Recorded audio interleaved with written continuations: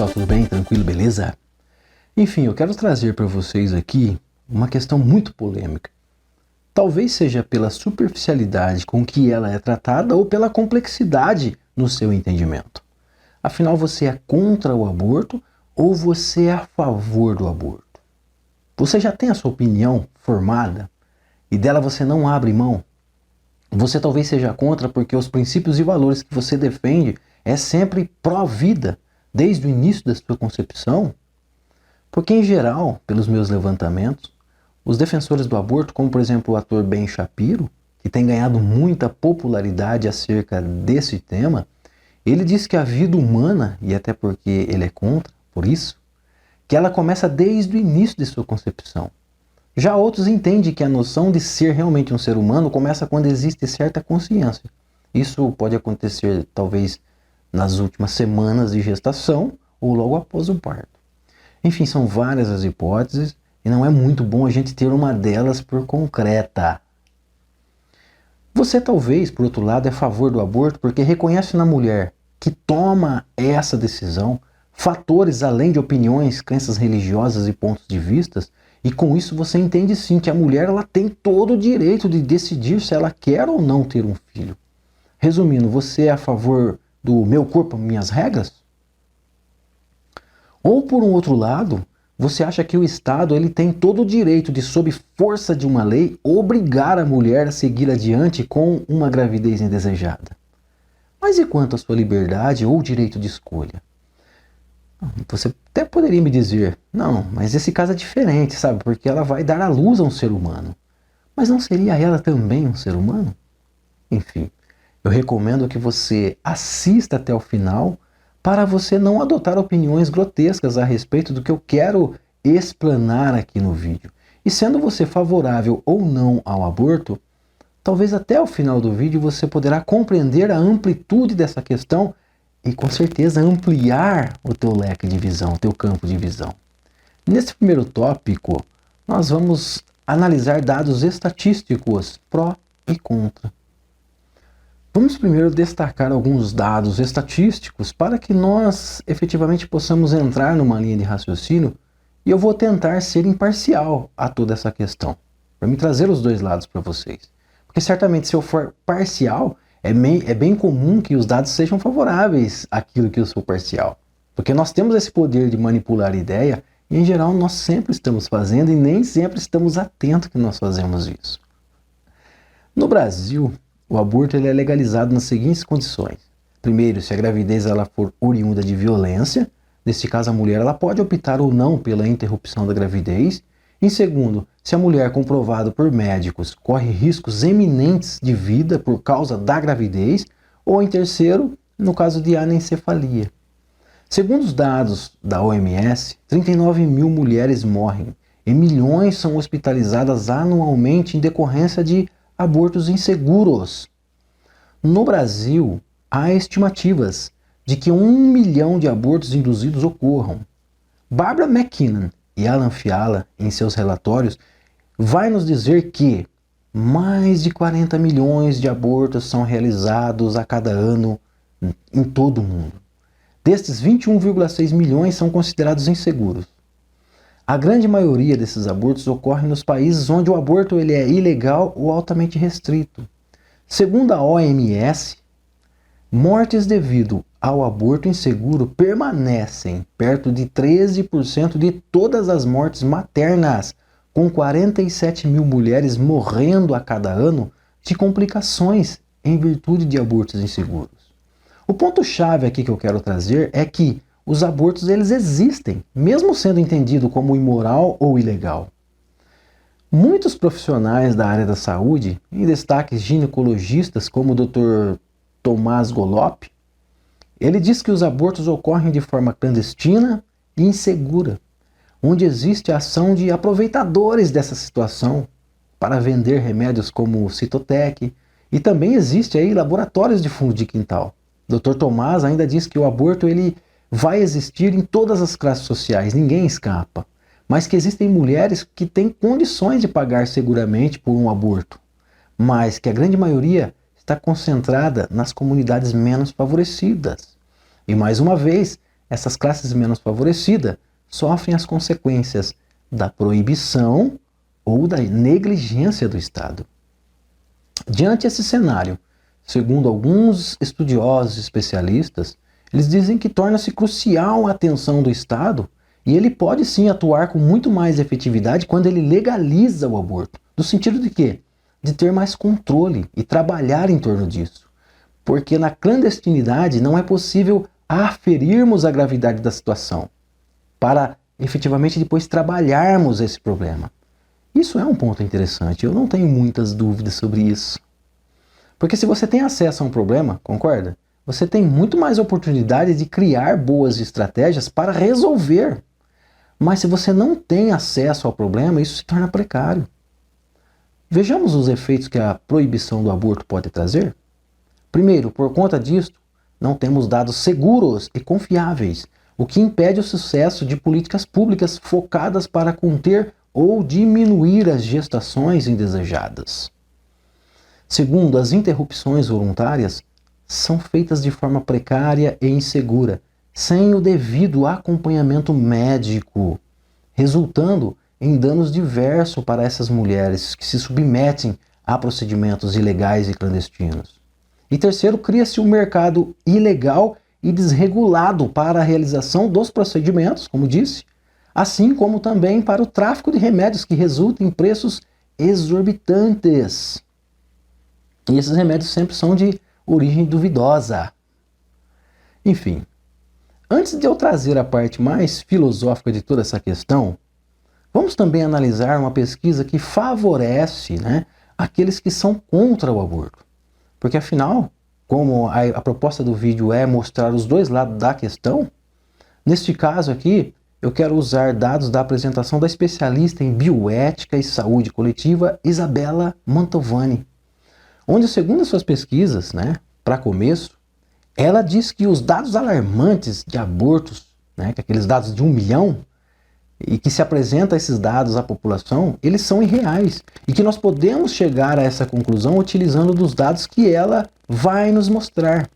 Vejamos quais são esses dados. O primeiro equívoco é afirmar que o país tem 1 milhão de abortos. Ela pergunta, de onde saiu essas afirmações? Então, segundo os seus levantamentos, ela vai dizer que essas informações são do Instituto Alan Guttmacher e do Instituto IPAS, ambos norte-americanos. A recomendação dos institutos para estimar os números de aborto que ocorrem é que deve-se levantar os números de internações hospitalares, que são os números oficiais, e depois multiplicar esses números por 5 e às vezes por 6. Então, Isabella, ela vai dizer que os institutos nunca conseguiram explicar de onde eles tiraram esses fatores de multiplicação. Então, ela diz que no ano de 2013 houveram 206 mil internações hospitalares em virtude de abortos entre os espontâneos e os provocados. Numa pesquisa, em 2010, no Brasil, foi estimado que 1 a cada 2 mulheres que abortam realmente precisam de internações. Resumidamente, a Isabella ela vai dizer que se nós fracionarmos esses números, nós chegaremos a um número fundamental, um número real de abortos anuais no Brasil, que é de aproximadamente 100 mil abortos, e não 1 milhão, como diz os institutos. Você lembra do primeiro ponto-chave que eu mencionei aqui? Se os valores reais eles são estimados em 1 milhão ou em 100 mil, como aponta a Isabella, numa coisa os dois lados estão em comum acordo. Esse acordo é que o aborto está acontecendo. Do ponto de vista ético, cada pessoa tem o seu valor, segundo os seus talentos, as suas peculiaridades, as suas crenças, os seus anseios, os seus desejos, e elas também têm os seus direitos e as garantias amparados pela Constituição Federal. E se nós partirmos do princípio que realmente exista por volta de 100 mil abortos anuais no Brasil, olhando aqui do ponto de vista individual de cada uma dessas mulheres, 100 mil mulheres que Isabella diz que esses que são os números reais de abortos no Brasil, e não 1 milhão, como aponta a MS, ainda assim 100 mil mulheres, do ponto de vista de cada uma delas, é muita mulher. Pensa, por exemplo, numa cidade com 100 mil habitantes. Você percebe que 100 mil pessoas é muita gente? É uma cidade. o aborto ele acontece. E se for realmente só 100 mil, ainda assim esses números eles não são tão baixos. Talvez a população nessa questão não devesse nem se sensibilizar pelos números altíssimos apresentados pela OMS, que seria de 1 milhão, porque a Isabela diz que eles são mentirosos. Mas ela confirma que existe 100 mil abortos. Então talvez seria interessante nós nos sensibilizar pelas 100 mil mulheres, que não deixam de ser, como eu já disse, um número bem elevado. Afinal, nem é sobre números que a gente está falando aqui, mas sim sobre vida. Voltamos à análise da especialista. Os números alarmantes, como dito, são exclusivamente para sensibilizar a população e, com isso, consentirem a legalização do aborto. E olha que interessante. Ela vai apontar para um efeito contrário que se dá na legalização. Ao afirmar que com a legalização do aborto os números diminuem, ela diz que não. Ela vai nos mostrar que nos Estados Unidos, na década de 70, onde foi legalizado o aborto, haviam 193 mil abortos para uma população de 200 milhões de habitantes. 5 anos após a legalização, chegou a 1 milhão de abortos. 10 anos depois, 1,5 milhões de abortos. E a população nem tinha crescido tanto assim em proporção.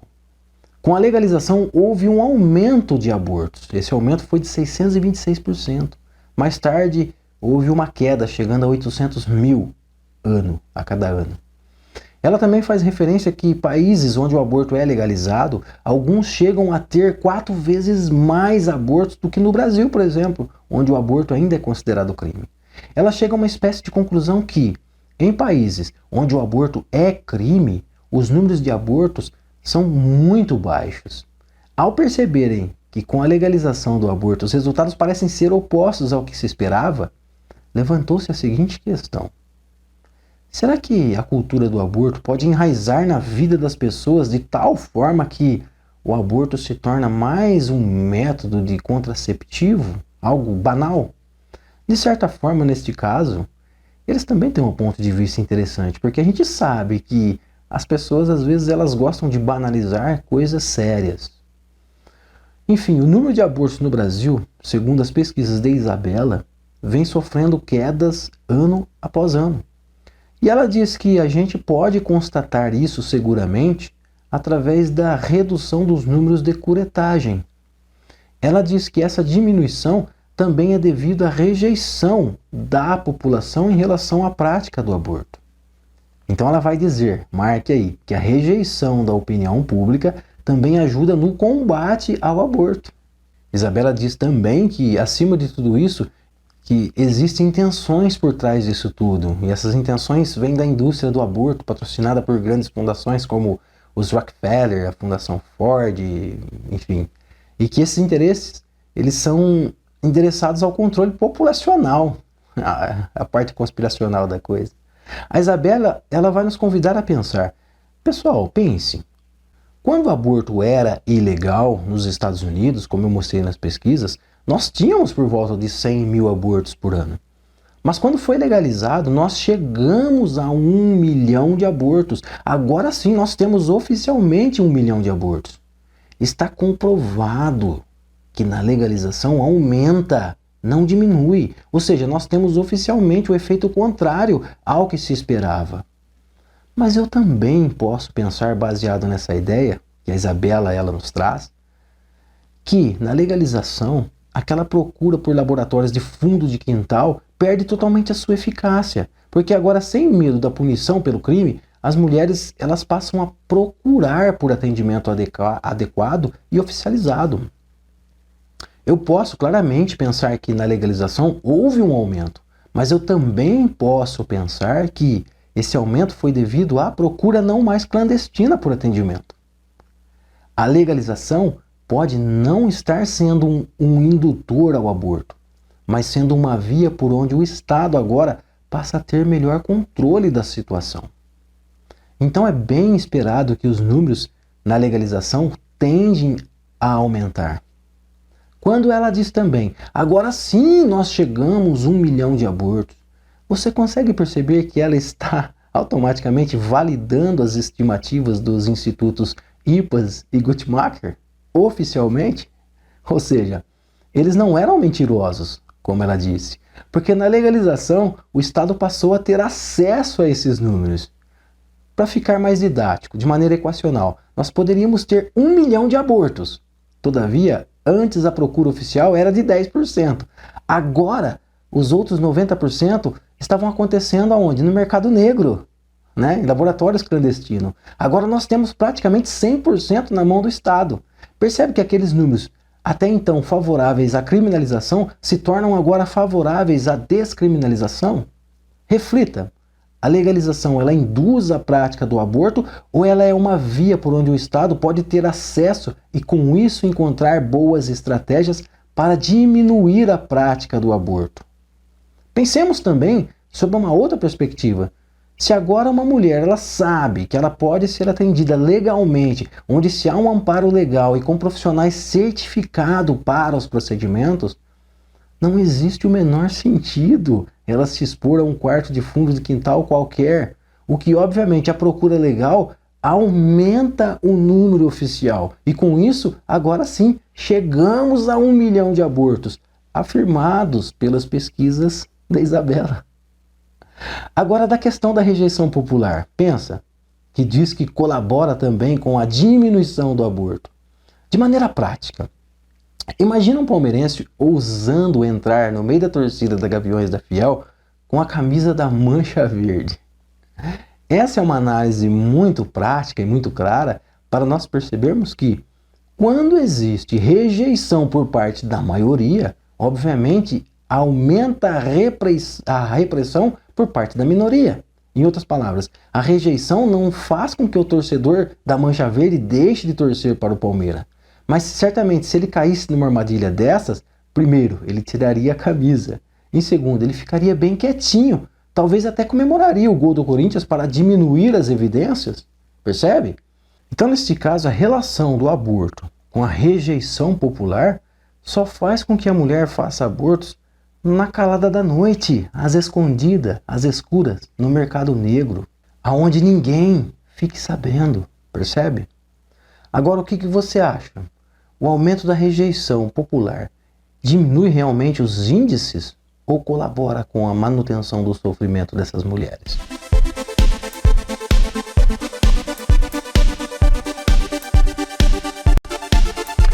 Bom, vamos para o segundo tópico. E nesse tópico, nós falaremos sobre a influência da igreja em relação ao aborto.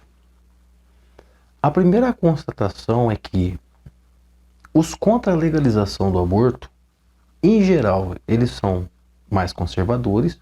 Na questão política, eles são mais de direita e que apostam muito mais no capitalismo, na meritocracia, na presença menor do Estado na vida das pessoas e que tem como característica a defesa da família. E a religião em questão tem grande influência em se tratando de valores e princípios. Esses entendidos por eles como essenciais para a construção de uma sociedade harmônica.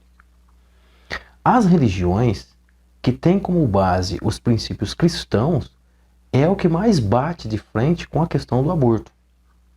Lembre-se que para nós chegarmos a uma compreensão mais aprofundada desse assunto, nós temos sim a obrigação de envolver diversos aspectos sociais, porque não podemos separar as coisas ou acreditar que existam fatos isolados. Por que não? Que tudo nesta vida tem necessariamente relação de causa e efeito. E nós iremos reconhecer com propriedade que a questão do aumento ou a diminuição dos abortos tem tudo a ver com esses fatores também. Principalmente o religioso. Esse que, por ironia, também contribui para o lado oposto à proposta que eles defendem. A religião, ela luta contra o aborto, mas por outro lado, ela também colabora com o aborto. Irônico, né? Parece um absurdo dizer isso. Eu entendo isso. Então, nada melhor do que nós compreendermos toda esse embaraço. O primeiro ponto desse tópico é da questão ética e social. Nós sabemos que o nosso país ele é laico. Estado laico, o que significa? Ele é secular, ele é não confessional. Ele deve ser compreendido como aquele que permite, que respeita, que protege e que trata de forma igual todas as religiões, sem exceção.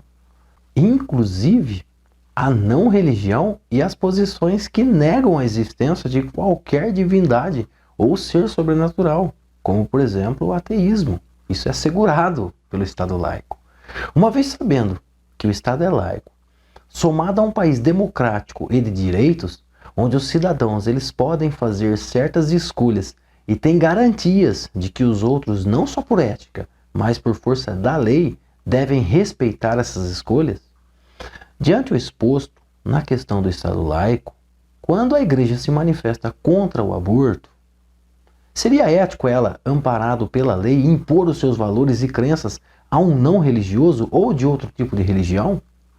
Nós nos depararemos com o dilema porque a Igreja não só julga o aborto como sendo ilegal, mas também imoral. Mas eu me pergunto, até que ponto eu estaria sendo moral ou respeitoso quando eu quero criar uma lei que valide a minha crença e que a partir dela, da minha crença, todos acatem, sob pena de prisão ou de alguma outra forma de punição?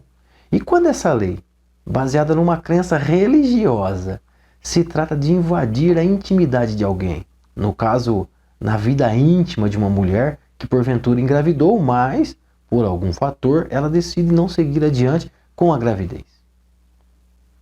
Observe que a política ela envolve a religião, conforme o Estado laico ampara. Mas seria ético o religioso validar a sua crença ao ponto de interferir no livre-arbítrio dos outros?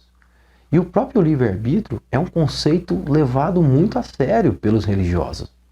Agora, quando o Estado ele força a mulher a sustentar uma gravidez indesejada por força de uma crença, sendo ele laico, não estaria ele exercendo uma espécie de autoritarismo? Este que ultimamente vem sendo tanto criticado pelos conservadores? Você percebe que uma das queixas dos conservadores é essa possível tomada de poder pela esquerda e toda essa conspiração e fake news, e com isso uma espécie de imposição ou censura total aos cidadãos? Então você consegue perceber que ser contra o aborto chega a ser um tipo de imposição, ou seja, às vezes se luta para impedir que possíveis radicais tomem o poder, mas nem sempre nós percebemos que, ao defender uma crença nossa e fazer políticas com ela, nós também estamos oprimindo pessoas.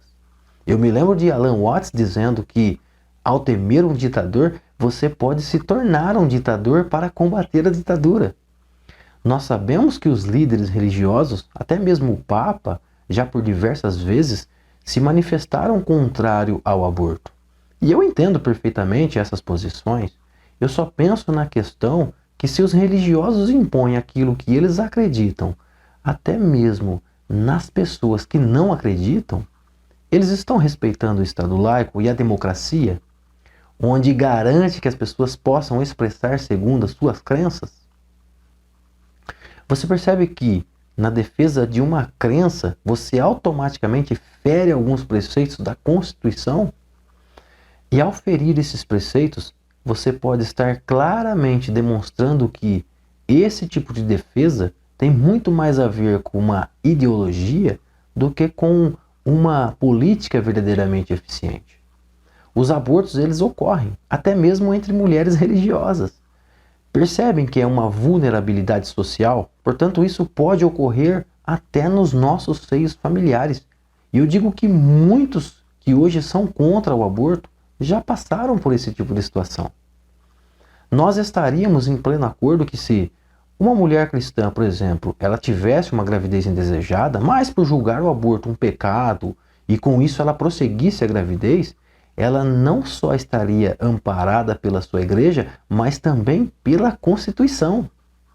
Mas agora, e se a mulher não religiosa se encontrasse nesta mesma situação e por condições diversas ela resolvesse interromper a gestação?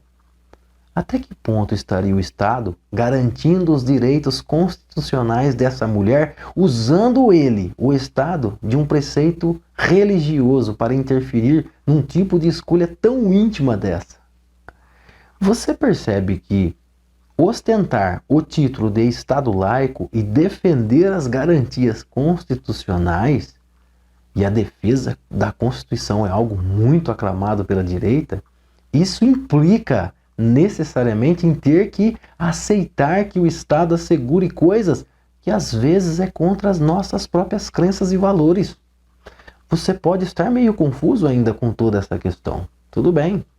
Mas no terceiro tópico você vai entender que não existe um consenso científico para dizer onde e quando começa a vida. E você vai entender que quando a igreja diz que a vida começa desde a sua concepção, isso cria um baita de um problema e sem solução ainda.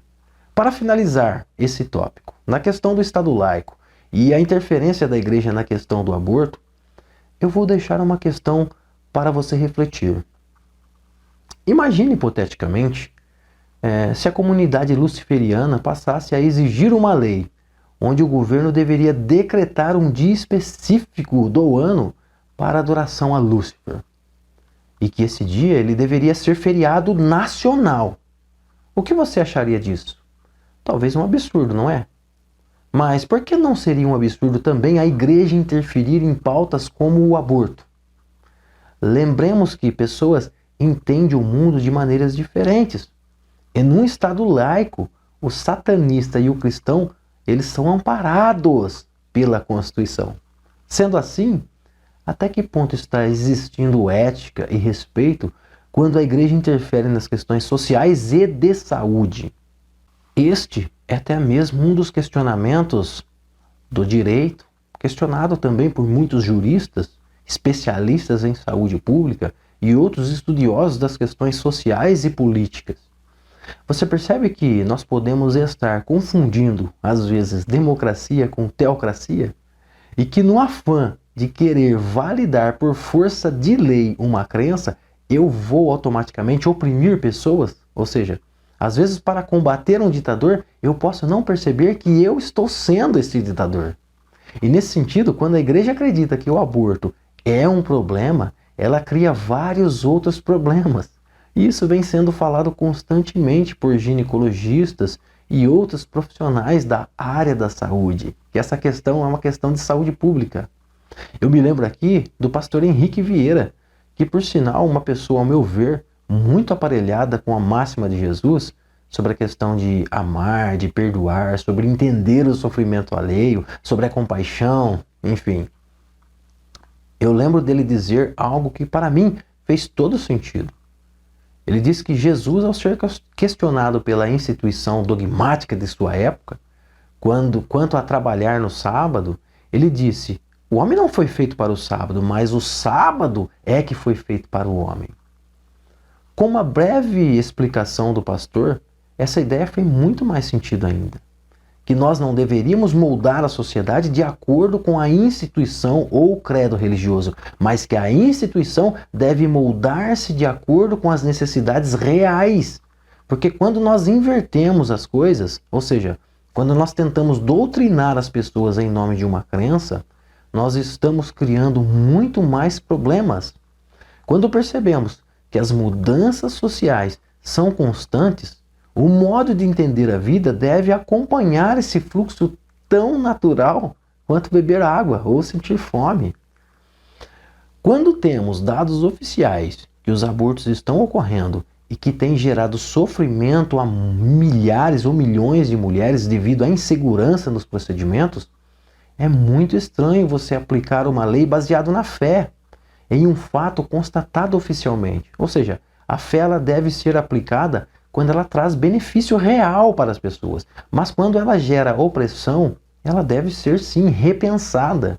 Porque assim como o sábado deve servir ao homem, a fé também deve servir ao homem, para que não se gere mais problema no intuito de acabar com ele.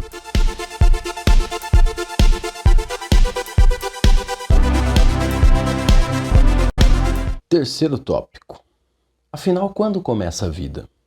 Nos tópicos anteriores eu disse que não existe consenso em relação a isso. Essa questão do ponto de vista científico ainda está em aberto.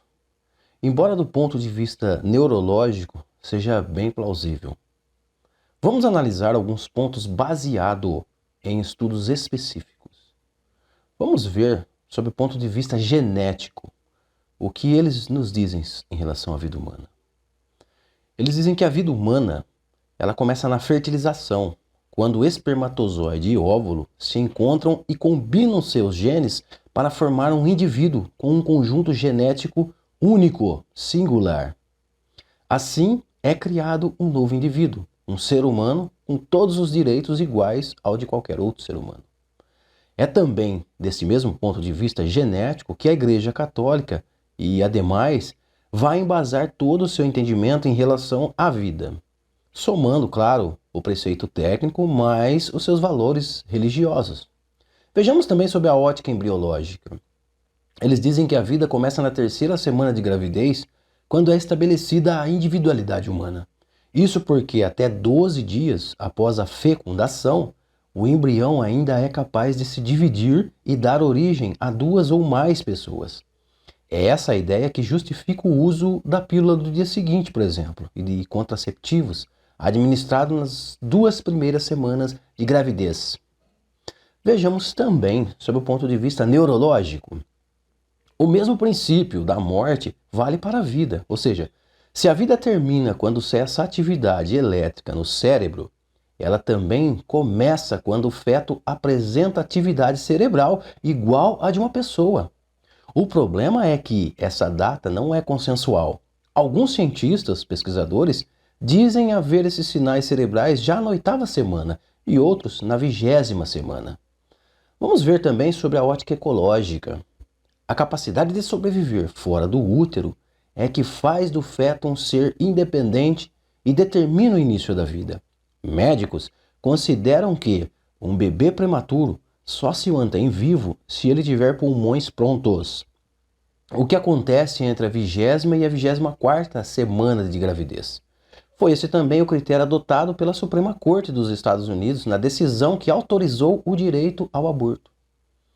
Como mais defendido pela Igreja e até mesmo por Ben Shapiro, como eu disse lá no primeiro tópico, é da ideia de que a vida começa desde sua concepção, nós daremos então mais destaque na vida a partir do ponto de vista genético, de acordo com a Igreja, e do ponto de vista genético e do ponto de vista neurológico, que pode tornar viável a compreensão para aqueles que defendem a legalização do aborto. Sob o ponto de vista genético, vamos pensar um pouco, que está em comum acordo, como eu já disse, com a Igreja Católica, e que é o que mais pega na questão do aborto, porque ele diz que a vida humana começa desde a sua concepção, nós nos depararemos com um axioma, que pode não ser uma boa notícia para os defensores da ideia de que a vida começa desde a sua concepção. Porque isso nos remete também, por exemplo, nas questões das clínicas de fertilidade e até mesmo na forma natural de reprodução. E vamos entender um pouco esse conceito. A filósofa Abigail Thorne, famosa por seu canal Philosophy Tube, ela diz sobre as extremas confusões que se dá quando nós adotamos a crença de que a vida começa desde sua concepção, ou seja, lá nos primeiros momentos. Nas palavras dela, clínicas de fertilidade, onde as pessoas vão quando elas não podem ter bebês, delicadamente o que elas fazem? Elas extraem óvulos de folículos humanos usando uma agulha guiada por ultrassom. Então também eles extraem espermatozoide através de um complexo procedimento, ela diz ironicamente, conhecido como masturbação. Eles combinam óvulos e espermatozoides no laboratório e depois eles implantam o embrião resultante disso no útero, até que ele se desenvolva e por fim eles possam ter um bebê. Agora, quando o espermatozoide ele encontra o óvulo, nós chamamos isso de momento da concepção. Mas as clínicas, elas sempre fazem mais do que precisa. Então, restam sobras nisso tudo, que serão descartadas. Então, ela diz, se você acredita que a vida humana começa na concepção, eu sinto muito em ter que te dizer que clínicas de fertilidade no mundo todo descartam vários milhões a mais de vidas anualmente. Isso você não sabia. E eu temo que as más notícias ainda continuam. Mesmo entre as pessoas que engravidam a moda antiga, sabe? Daquela moda de mãos dadas com suas esposas, dando aquele abraço especial. um grande número de óvulos não se implantam na parede do útero e são descartados naturalmente. A estimativa varia entre 1 ou 2/3, mas vamos nivelar por baixo? Se você acredita que a vida começa na concepção, então você deveria se preocupar mais ainda, porque isso significa que aproximadamente 1/3 de todas as pessoas morrem dentro de uma semana depois de serem criadas. Talvez você não soubesse disso, porque vários legisladores americanos foram pegos de surpresa com essa notícia básica sobre a gravidez e o aborto e o que acontece em todo esse processo na concepção. Isso deve ser um pouco confuso se você apoia esta causa.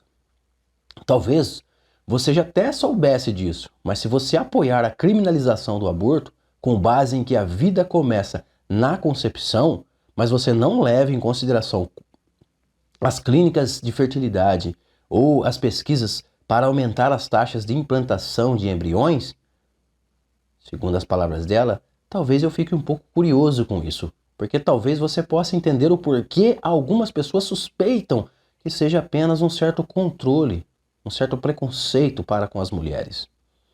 Essas são, mais uma vez, as palavras da filósofa Abigail Thorne. O ator Ben Shapiro, que é um conservador popular pelos seus filmes e palestras sobre esse assunto na internet, ele fala muito sobre a vida desde a sua concepção, como eu já disse, pareado também com a igreja e com o ponto de vista genético. Mas ele diz que o que ele defende não é baseado na fé. Mas como a fé e o ponto de vista genético são semelhantes, acaba meio que sendo redundante essa questão. De maneira geral, os defensores do aborto, eles se embasam no ponto de vista neurológico. E os que são contra o aborto, eles se embasam no ponto de vista genético. Enfim, agora eu queria entrar na ideia mais filosófica. E eu posso fazer você pensar a partir de você sobre isso. A primeira pergunta é: você se lembra quando você era um feto? Ou quando você era um nascituro? Ou quando você já era um bebê amamentando? Se você não se lembra, por que você não se lembra? Para isso, nós vamos pensar um pouco no que Freud pensou. Primeiro, ele diz que nos primeiros momentos de vida existe o ID, que significa um potencial, pura energia, e que não se pode definir muito sobre isso, pois esse potencial ele irá se desenvolver com o tempo, até que reconheça o seu ego, que seria a sua individualidade, contrastando com o mundo à sua volta. Sei que isso pode te levar a pensar que eu esteja dizendo que, peraí, então um bebê talvez seja como uma porta? Mas não é isso que eu estou dizendo, e nem longe disso. Nós reconhecemos, o que é bem óbvio, que do óvulo até o momento do parto, existe alguém denominado ser humano por outro, mas que só teria a ideia de que é um ser humano após aprender que é um. A diferença de um óvulo, um feto e um bebê após o parto nessa questão é que o bebê ele demonstra claramente através do próprio instinto natural que ele nasceu e pelo choro e pela procura do peito da mamãe, obviamente que ele diz que chegou e quer ficar no jogo da vida, e isso deve, sem sombra de dúvidas, ser respeitado. Mesmo que ainda ele, o bebê, não tenha ainda muita definição do que é a vida e a morte, como uma pessoa um pouco mais madura o sabe dessa questão. E francamente, nós nem deveríamos levar esse conceito com muita consideração, porque o aborto, ele não está nunca, quase nunca ligado próximo ao parto. Até porque uma mulher, pensa comigo, ela não vai decidir abortar depois de 8 meses de gestação. Isso, na esmagadora maioria das vezes, é tão logo que ela descobre que está grávida. Ou seja, é nas primeiras semanas, onde ainda se está formando o feto, que no ponto de vista neurológico, não existe nem a possibilidade de ter consciência. E se você tentar se reconhecer quando você mesmo era um feto, isso não será possível. E talvez seja por este mesmo motivo que você não faça a mínima ideia da tua existência enquanto nesse estado. Nós nos reconhecemos por ser um ser humano, porque para ser um ser humano, nós somos obrigados a passar por um longo processo de interações e estímulos externos. Nós poderíamos comparar o óvulo e até mesmo o feto como uma semente, que apesar de ter todo o potencial para se tornar uma enorme árvore, ainda assim ela é uma semente, que pode ou não se desenvolver, tão natural quanto qualquer outra coisa que seja natural ou orgânica. Analisando sob uma ótica mais aprofundada, e isso é compreensível a partir de você e como você e eu, nós reconhecemos a realidade na condição de sermos seres humanos, nós partiremos do princípio que, enquanto fetos, somos sementes com todo o potencial, ou seja, nós somos aquilo que Freud denomina de ID, pura energia, mas que nós precisamos de certos contrastes para nós entender o que significa esse lance de ser realmente um ser humano, de viver, de morrer, porque é dos contrastes que surge verdadeiramente a consciência de entendimento, e nesse sentido, um óvulo ou um feto, eles não estão na condição de vida ou de morte, porque isso só se gera através do contraste. É profundo o que eu estou dizendo e requer uma análise bem depurada, senão você, infelizmente, não irá me compreender. O que eu quero dizer? Quero dizer que na condição de feto, o sentido de vida e morte, como nós adultos compreendemos, não faz o menor sentido. E que o sentido de vida e morte no feto é um sentido que tem mais a ver com a nossa projeção desse sentido no feto, sentido esse que você e eu adquirimos quando nós começamos a contrastar a diferença entre eu e o resto do mundo. Então, quando nós ouvimos aquele discurso que nós devemos defender um feto indefeso, tem muito mais a ver com o nosso medo da morte ou vontade de viver do que com a do feto propriamente dito. Porque ele não tem cérebro bem definido, e por não ter cérebro, que é pré-requisito para a geração da mente posterior consciência, vamos abrir um parênteses aqui para explicar. Só para você não ficar confuso, o uso da consciência aqui está ligado ao reconhecimento das coisas, o intelecto, a relação entre uma coisa e outra, um sentido físico que tem identidade e autorreconhecimento. Não é aquele conceito de consciência abordado, por exemplo, na física quântica, né? Que é mais aquele conceito que seria a energia que permeia todas as coisas, o observador por trás da realidade. Não confundam isso, fecha parênteses. Agora retomando lá aquela ideia. A consciência que eu me refiro, ela vai se desenvolvendo. Como eu já disse, no transcorrer da vida, ela se desenvolve com as interações, com os estímulos externos, e isso se estende até a morte. E é por esta mesma razão, mais uma vez, que você não se lembra quando você era um zigoto, por exemplo, um feto, ou quando você era um nascituro, ou até mesmo, como eu disse, quando você mamava no peito da sua querida mamãe. Você se lembra disso, ou que você já passou por esse processo quando você percebe o feto que está no outro. E na esmagadora maioria das vezes, você projeta o seu medo da morte no feto. E por você se sentir tão vulnerável diante a morte, você acredita que um feto seja um ser indefeso. Eu estou abordando essa questão de maneira bem aprofundada e filosófica e demanda reflexão para você compreender o que eu quero dizer. Agora, baseado na neurociência, algo que não possui cérebro nem consciência não pode diferenciar o que é vida e o que é morte. Como dito, ainda é um potencial para ser um ser humano, mas naquela condição ainda não o é. E talvez seja por isso que a própria natureza, ela descarta milhões de óvulos fecundados todos os anos, com ou sem o nosso consentimento. Numa ejaculação, saem milhões de espermatozoides, mas somente um fecunda o óvulo, e o resto volta à natureza como potenciais. Porque se nós formos levar em consideração que o óvulo fecundado ele já pode se configurar um ser humano íntegro, nós devemos levar em consideração que cada espermatozoide ele tem o potencial de fecundar um óvulo e se tornar também um ser humano. Ou seja, nós teremos que criminalizar o homem, talvez por bater uma bronha, ou a mulher por abortar, porque nós caímos num loop irracional. Uma espécie de jainismo extremado, sei lá, onde você terá que pedir perdão para o chão porque você está pisando nele, percebe? Embora exista, sim, todo um potencial nesse ciclo, a vida humana dotada de todo sentimento, emoções, medo, drama, desejos, anseios, ela só pode ser configurada nos contrastes e com um cérebro bem formado para poder processar tudo isso.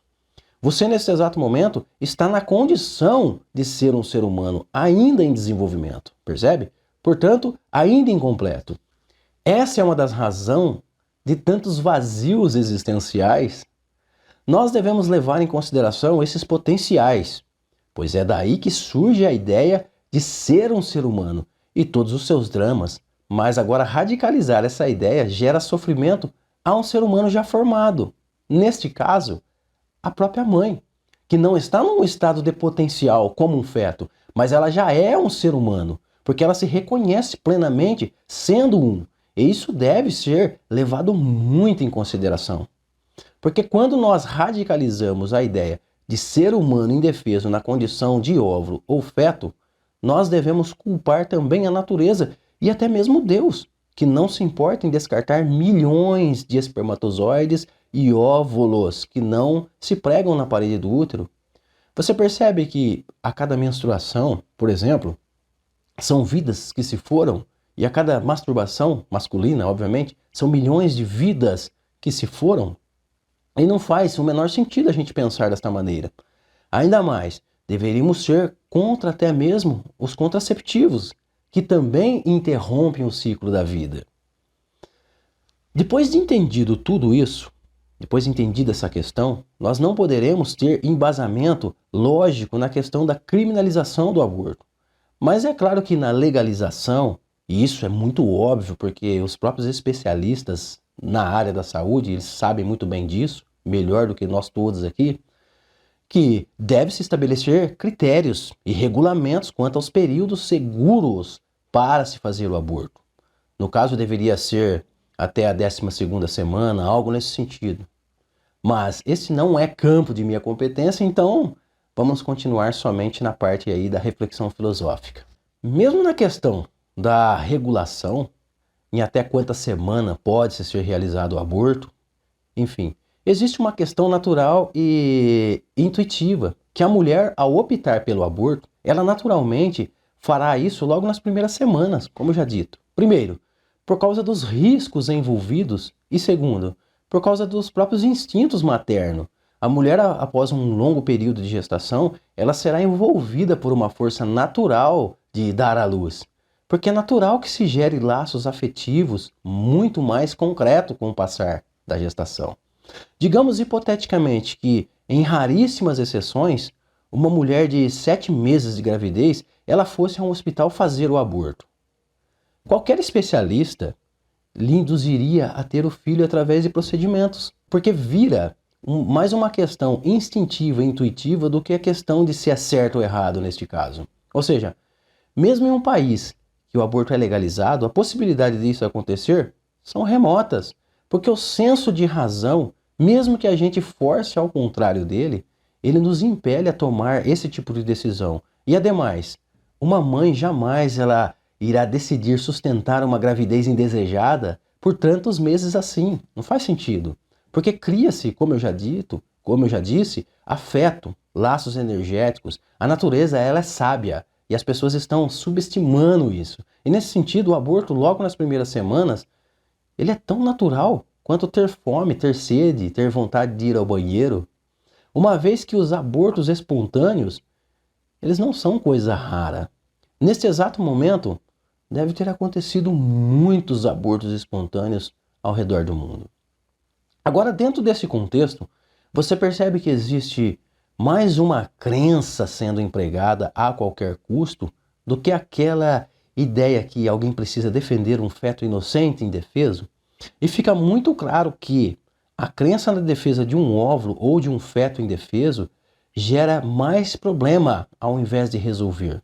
Um exemplo é o que acontece, por exemplo, em El Salvador, onde mulheres pegam 30 anos de cadeia por ter abortado. Lá, o aborto pode ser considerado um homicídio. Você percebe a gravidade da situação? Digamos que uma mulher que tenha 2 filhos, ela descobre que ficou grávida e ela decide abortar, por N condições. E por incrível que pareça, existe uma porcentagem enorme de que as mulheres que abortam já têm filhos. Então, digamos que essa que já tem filhos é pega na prática do aborto. Ela será julgada e condenada à prisão de 30 anos. Ela perde a sua liberdade. Os seus filhos já nascidos e com plena autoconsciência de ser um ser humano, porque está contrastando com a realidade, eles também perdem parte de suas vidas. Afinal, mãe é mãe, principalmente quando se trata de crianças. Mãe é mãe. A família também ela vai sofrer. Existe uma série de consequências negativas nisso tudo. Simplesmente porque um feto indefeso ele está sendo ouvido. Será que o estrago que a punição desse crime traz não seria um contrassenso à própria vida? Por exemplo, eu luto em defesa da vida, mas vida de quem? Isso é tão sem sentido quanto você tentar, por exemplo, tomar suco pelo olho ou fazer xixi pelo ouvido, sei lá. Simplesmente não faz sentido quando você pensa sobre isso. Então isso deve ser repensado, porque as pessoas, nesse afã de defesa da vida, elas estão matando pessoas lentamente, o que é um tipo de morte bem cruel. Elas estão julgando mulheres e gerando sofrimentos físicos e psicológicos em torno de ideias subjetivas. Porque não existe um consenso, como eu já disse em episódios anteriores, entre especialistas quanto à relação de autoconsciência. E ainda assim, já é sabido que precisa, no mínimo, de um cérebro formado. E ainda tem outra classe de especialistas, né, como já visto, que dizem que a vida começa quando os pulmões já estão formados. E foi nesse mesmo sentido que levou a Corte dos Estados Unidos a legalizar o aborto. Neste caso, nós deveríamos ser muito mais estoicos. Começar a fazer o bem e praticar o amor a partir das coisas concretas. Ou seja, é muito mais inteligente nós acolhermos a mãe que está na condição humana e que tem a sua família tão defendida por quem condena a prática do aborto, percebe? Do que nós destruir a sua família por um feto, sem cérebro, sem consciência, sem ideia sequer do que é ser um ser humano. Porque não vale a pena do ponto de vista racional e natural você causar sofrimento por algo incerto, ou seja, você trocar o certo pelo duvidoso. Ainda assim, pensar que a vida começa na concepção, nós teremos também que julgar as mulheres e os homens, porque as mulheres, elas não fazem filhos sozinhas. Nós devemos julgar também a conduta dos laboratórios de fertilidade, julgar até mesmo a ação da natureza que vive descartando óvulos e espermatozoides o tempo todo. Nesse sentido, é preciso sim repensar sobre a nossa crença equivocada e, por que não, distante da realidade nua e crua. Porque uma crença equivocada, com certeza ela anda fazendo muito mais estragos à humanidade do que qualquer aborto por aí.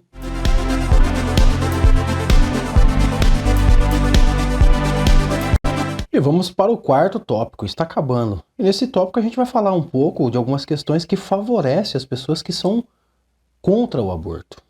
Neste quarto tópico a gente vai falar da questão da responsabilidade. Nós sabemos que seria praticamente impossível conviver numa vida social se nela não houvesse regras algumas. Há quem diga que não, que se nós fôssemos livres de qualquer tipo de regra, nós seríamos muito mais felizes. Em parte eu não discordo muito disso, mas para o mundo estar livre de qualquer regulamentação, o mundo ele deveria ser no mínimo pleno, onde todos amassem todos incondicionalmente, a ponto de um dar a vida ao outro, o que não parece ser desta maneira a forma relacional humana para com o mundo. Como diz, amar mãe, pai, amar o filho é fácil, mas você está plenamente capacitado para amar até mesmo seus inimigos? Eu e você, nós sabemos que nós estamos muito longe disso. Então as regras sociais nesse sentido ainda são muito necessárias. Enfim, é bem desconfortável conviver com regras, eu até sei sobre isso. Mas acredite, seria largamente pior se elas não existissem. Afinal, as leis e as regras de conduta, elas são criadas pela própria sociedade para que se haja certa seguridade nas relações. Em se falando de regras, os conservadores que são contra o aborto, eles justamente ficam aborrecidos quando elas estão em risco. Você consegue perceber? Então, nesse sentido, a gente deve entender o porquê as pessoas se sentem ameaçadas e lutam para que as regras sejam acatadas estritamente por parte de toda a sociedade, maneira que haja punição a rigor da lei para aqueles que afrontam a lei. Em certo sentido, a gente não pode negar esta questão quando nós percebemos que as leis elas não estão aqui em suma para tornar a vida do homem mais difícil, mas para tornar a vida do homem segura. Ou seja, se você estiver disposto a entender os conservadores, você vai entender que eles também lutam por uma boa causa e pela causa de que todos nós desejamos, que são as garantias da nossa própria existência enquanto seres humanos. Reflita sobre isso.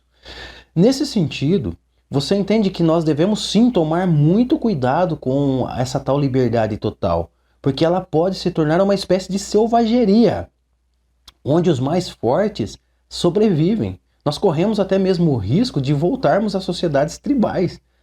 É bem radical isso, né? Resumidamente, as leis elas são essenciais. O que é preciso é conscientização por parte da maioria das pessoas.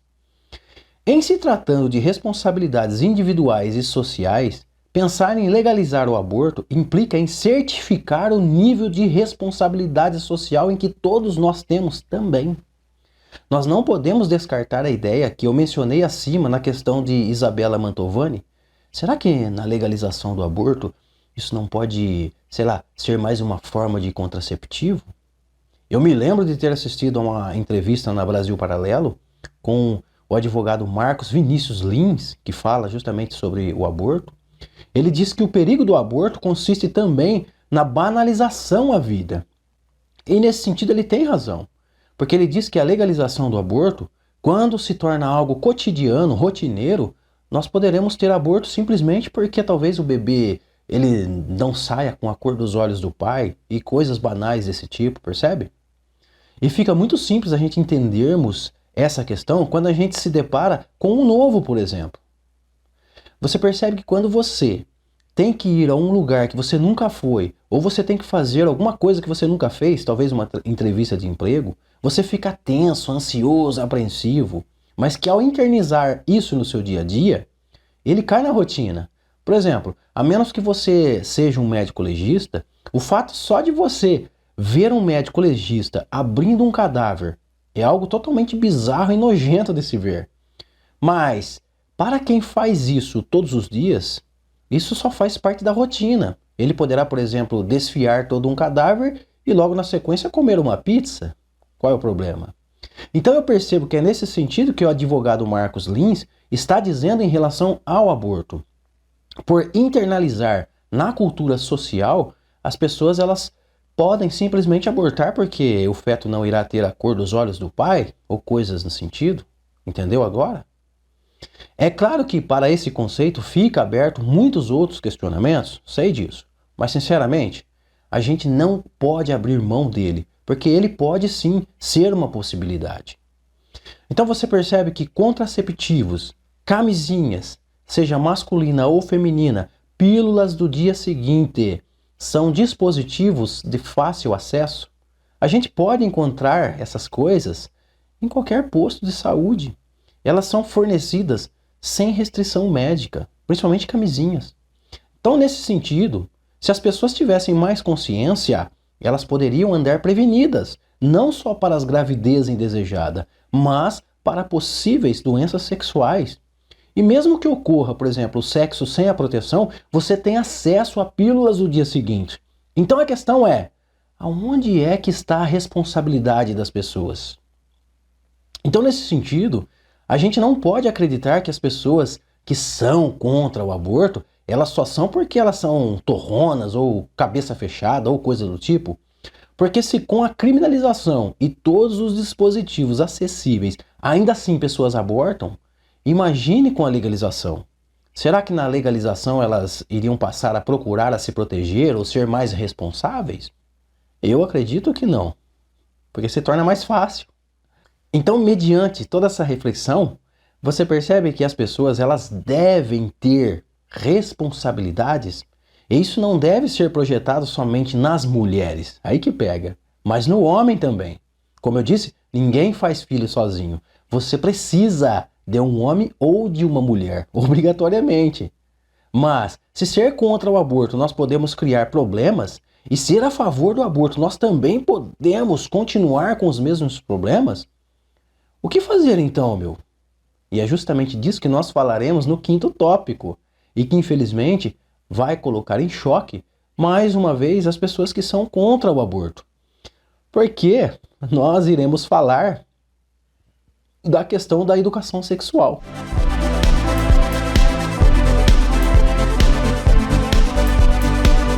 Vamos para o 5º tópico, bem polêmico, que é da questão da educação sexual relacionada ao aborto. A repressão sexual, ela é muito grave em nossa sociedade ainda. Primeiro porque falar em sexualidade já causa um certo desconforto e um pré-julgamento nas pessoas. O segundo que falar em sexualidade remete automaticamente as pessoas a algo promíscuo, a algo pornográfico, a algo pecaminoso, a algo abominável, enfim. As pessoas não se sentem tão confortáveis para falar sobre isso. E ainda mais quando se fala em educação sexual nas escolas, não só para adultos, mas para as crianças também. A própria polêmica que nós vemos nas mídias e nas redes sociais em torno disso já denuncia claramente como a nossa sociedade é muito fechada ainda para as questões da sexualidade. Falar em sexualidade não necessariamente tem a ver com falar em pornografia ou orgias sexuais e nem convidar ou induzir as pessoas a participar abertamente da sexualidade. Essa é a visão preconceituosa que se tem devido à repressão diante ao assunto. Mas falar em educação sexual tem muito a ver com mostrar para o ser humano que nós somos seres que nos relacionamos sexualmente, de forma tão natural e espontânea quanto almoçar, jantar ou dormir. Em outras palavras, a sexualidade ela é muito presente na nossa espécie. Aliás, é através do sexo que eu e você viemos parar aqui. A menos que alguém diga que exista a possibilidade de seres humanos nascerem árvores na forma de fruto, como dizia José Saramago. E nós não fazemos sexo só para a reprodução. E é por isso que existe, por exemplo, camisinhas, contraceptivos, pílulas do dia seguinte. É para que as pessoas façam sexo só por prazer mesmo. Então falar em sexualidade é falar sobre como pilotar esse potencial tão presente, enraizado em nós. E que isso vai reger a nossa vida, ou de forma benéfica, ou de forma maléfica. Reich, por décadas, estudou o fenômeno do sexo e extraiu das suas observações a potência dessa energia. Ele veio a concluir que a repressão sexual ela cria couraças em nós, maneira que ao reprimir esse potencial, essa energia, ela se converte em mazelas. Vamos a exemplos do que ele quis dizer com isso? Ele diz que os frutos da repressão sexual são aberrações sexuais, fantasias bizarras, crimes passionais, frustrações, inveja, sentimento de inferioridade, falta de controle total no sexo, gravidez precoce. E óbvio, a gravidez precoce surge quando a adolescente, sem nenhuma intenção de ficar grávida, ela acaba ficando. Por quê? Porque não houve nenhum tipo de preparação ou controle. E você percebe que, quando nós falamos em gravidez precoce, nós podemos falar também em abortos. Porque a gravidez sem planejamento algum está diretamente associado aos abortos. Então você consegue entender que é necessário sim educação sexual nas escolas?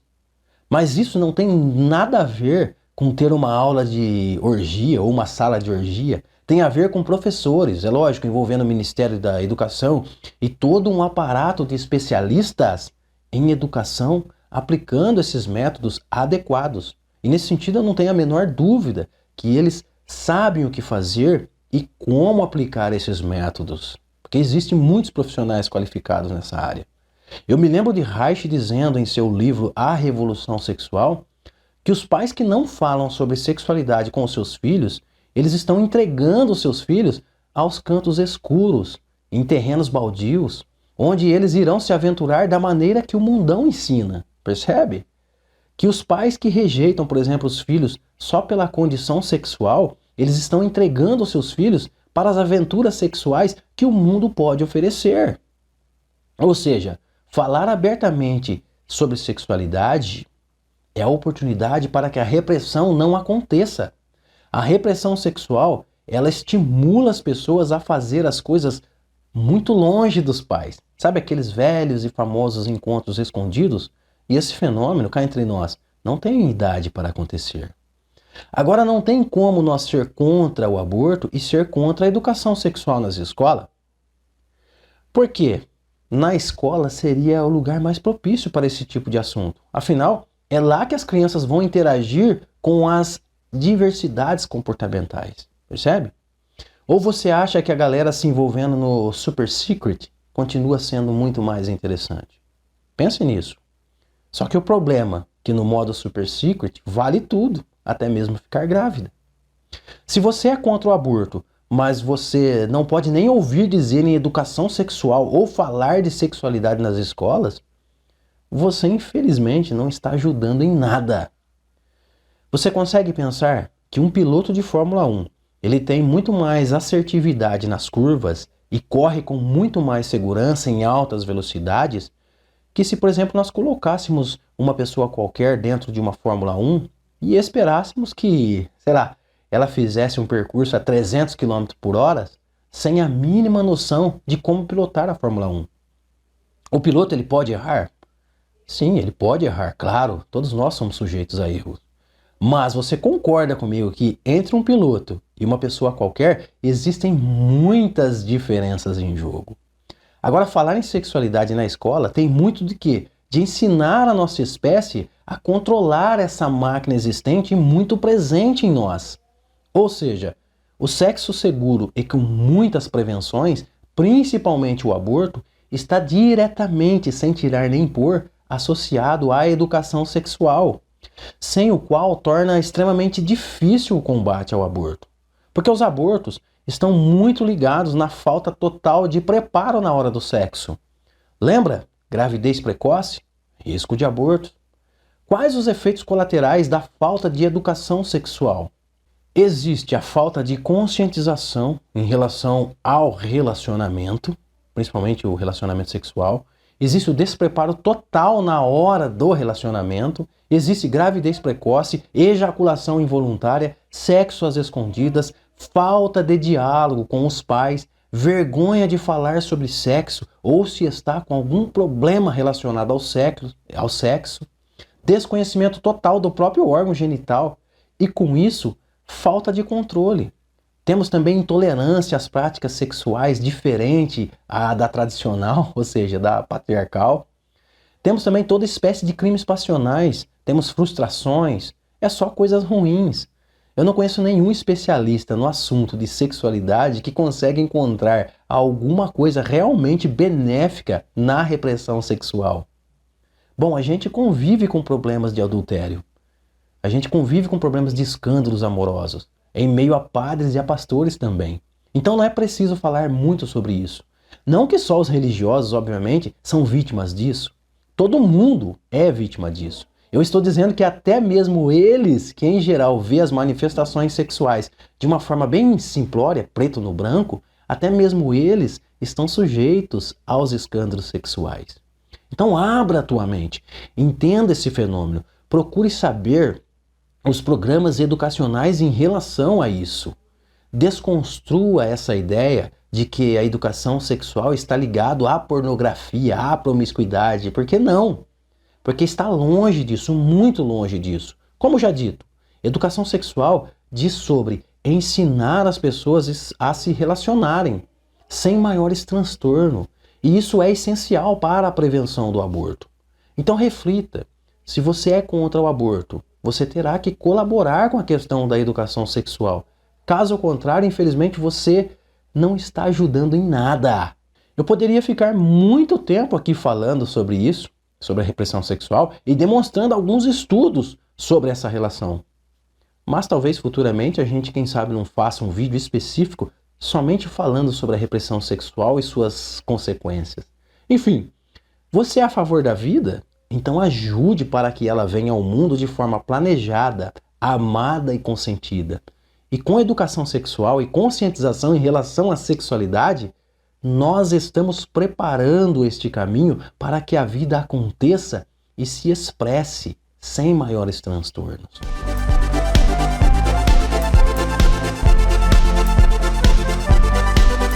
Ao analisar os dois aspectos, eu observei que há algo em comum, e que esse aspecto em comum, tanto aos favoráveis e aos não favoráveis, é sobre a vida e ao cuidado que se tem dela. Quando você só observa somente um lado da questão, você não percebe o que está por trás de todo esse movimento ideológico. Porque, em suma, a gente sempre está o quê? Interpretando a realidade lá fora de acordo com a nossa crença. E nós estamos o tempo todo tentando validar a nossa opinião. E com isso, você, obviamente, se simpatiza com as pessoas que concordam com o que você acredita. E você se antipatiza com as pessoas que discordam do que você acredita. Isso é algo bem básico e que passa, infelizmente, despercebido o tempo todo pelas pessoas. O que eu quero dizer com isso? É que ao defender o aborto, você pode procurar só as informações que fortaleçam a sua ideia. E se você é contra, vai acontecer o mesmo. E fica a grande questão diante esses entraves ideológicos, misturando, às vezes com misticismo e outras coisas. Quem perde e quem ganha com isso? Então, por esta razão, eu recomendo que você fique às vezes em cima do muro. Não se assuste por isso. Fique entre os dois lados, porque você terá um tipo de visão privilegiada, o que te fará perceber coisas em comum, porque você está tendo uma visão de cima. Você percebe também que, embora você consiga extrair grandes aprendizados disso tudo, é que às vezes um lado parece ter mais propriedade do que o outro em certos aspectos. E tem mesmo, quando você está vendo isso de forma neutra. Infelizmente, a gente ainda sofre daquela velha necessidade de ter razão. Que enquanto as pessoas não se resolvem nessa questão, muitas outras irão sofrer. E nesse sentido é bom nós trabalharmos com o que nós temos de concreto, com o que está acontecendo, enquanto nós discutimos se é certo ou errado. E que os abortos, eles ocorrem. E essa é uma preocupação incomum dos dois lados. Quando você pensa na realidade social que muitas famílias vivem, por exemplo, onde existe miséria, onde há violência, há injustiça, fome, conflito, negligência política, saúde precária, onde não há recursos mínimos para se dar dignidade para viver, onde existe ainda a exploração no trabalho, onde a pessoa sai de casa para trabalhar muito cedo e ela volta muito tarde, deixando às vezes os seus filhos com os avós, com as tias, com irmãos mais velhos, ou às vezes até mesmo na rua, quando aquele salário mal dá para comprar o essencial, o básico, onde se passa muitas frustrações e vontades, onde se fica exposto a doenças, medo, onde se há um aumento no uso de drogas lícitas e ilícitas, onde as pessoas se embriagam e elas criam confusões, onde você, ao analisar e deduzir que as pessoas morrem sem ao menos realizar os seus desejos mais básicos, e às vezes com o nome sujo devido a condições precárias de vida, todo aquele manejo, e que é uma realidade muito presente, onde se produz em larga escala medo e necessidades superficiais vindo do marketing agressivo, onde se pode, através das mídias, ver países em guerras e tensões, onde a religião por vezes prende a sua liberdade, o seu ideal, te fazendo acreditar às vezes em coisas absurdas. E com toda essa somatória de uma realidade muito presente, que eu apresento para vocês e que tensionam a população, explorando-as de todas as formas, quando você se depara com uma mulher, principalmente que vive essa pressão, vivendo tudo isso, e você tem ciência que ela está grávida, você consegue entender o tamanho do peso que cai na consciência dessa mulher? Porque ao perceber ela que está grávida, vivendo sob essas condições, ela pode não desejar que mais uma criança venha ao mundo para sofrer todas essas negligências possíveis. Então você consegue entender que a própria sociedade, nesse sentido, ela é por si uma grande promotora de abortos. É muito fácil, às vezes, nós tomarmos decisões para as pessoas quando nós estamos distante da realidade delas. Mas lembre-se, o mapa, ele não é o território. A verdade é que nós só conhecemos a realidade do outro efetivamente quando nós vivemos a mesma realidade do outro. Caso contrário, só será um ponto de vista, né? Na maioria das vezes, distante da realidade da pessoa. Agora, lógico, tem o outro lado da questão também. Quando você, por exemplo, analisa o quanto a vida é maravilhosa, quando você estuda um pouco sobre os períodos de gestação, quando você vê todo aquele desenvolvimento acontecendo no ventre materno, né? Quando você reflete sobre o milagre da vida, que é inexplicável, né? Da vontade de viver e de se expressar inato a toda forma de vida, presente até mesmo no reino vegetal. Quando lhe vem aquela emoção intuitiva sobre o milagre da vida, quando você vê aquele olhar inocente e totalmente apaixonante de uma criança, quando você vê a alegria da mãe, a expressão da vida com toda a sua plenitude, quando nós percebemos que nós temos o dever moral e ético de deixar vir, porque, quer queira ou não, nós tivemos também essa oportunidade de viver, de vir a este mundo e viver em meio a esta dança de diversidades e ideias. Então, nesse sentido, fica difícil você ser favorável ao aborto. Mas então, o que fazer? Diante desse cenário de complexidades, eu posso perceber que tudo é relativo. E no relativismo pode haver permissão sim, mas também pode haver também o rigor, aquele tipo de banalização. Porque cada realidade tem os seus pontos relativos, porque são de fato realidades diferentes. Então, diante desse impasse, eu acredito que todos nós concordaremos com o óbvio, simplesmente porque ele é o óbvio. E o óbvio aqui é a prevenção. A prevenção é a melhor solução. Enquanto não houver educação sexual de qualidade desde os primeiros anos de infância, preparando as pessoas para o relacionamento e a sexualidade, nós infelizmente viveremos esses impasses, onde haverá muita gravidez indesejada e seguido infelizmente de abortos, onde por um lado a luta continuará pela punição do aborto e nós permaneceremos nessa dança em círculo, andando como na roda de hamster. Então eu acredito que essa ideia de manipular tudo só para validar aquilo que nós acreditamos tem gerado muitos atritos na sociedade. E desses atritos, milhões de pessoas sofrem. E o papel, por exemplo, de quem tem grana e tem oportunidade para poder falar às pessoas, né, às massas, fazendo uso de grandes mídias, é sim promover a paz e não mais discórdias e divisões, porque isso só tem colaborado para a manutenção da desordem, mesmo que isso esteja camuflado de ordem. Porque para nós construirmos a verdadeira ordem, é preciso enxergar para além dos nossos próprios anseios, entender as necessidades sociais ou de pessoas em específico a partir da necessidade delas e não da nossa projeção mental, por vezes preconceituosa. Você já ouviu aquele ditado que é muito fácil você resolver o problema dos outros, mas se torna extremamente difícil você resolver o seu próprio problema? Então, ser a favor ou ser contra o aborto é uma questão que depende da situação, e essa situação envolve todo um contexto social. Então, nesse sentido, ser contra ou a favor não é somente questão de minha opinião pessoal. Eu, particularmente, sou favorável à legalização. Não porque eu sou contra a vida, mas porque, como nós já dissemos, tendo o controle, fica muito mais fácil trabalhar com prevenções. Mas é claro que seria também utilitário, né, alguns corretivos para evitar que a banalização aconteça. Porque, afinal, quando nós não estamos promovendo o bem-estar social e estamos mais preocupados com os nossos interesses e querendo provar para o mundo que nós temos razão, né, nós também estamos fazendo parte do problema do aborto. Porque a sociedade, ela é sempre integrada. E o problema de um é sim o problema de todos. E eu acredito que sem educação para gerar conscientização, não existe possibilidades verdadeiras de grandes soluções. E para finalizar, ser contra ou a favor do aborto não é uma questão de opinião pessoal, como eu já disse, mas de interesse social.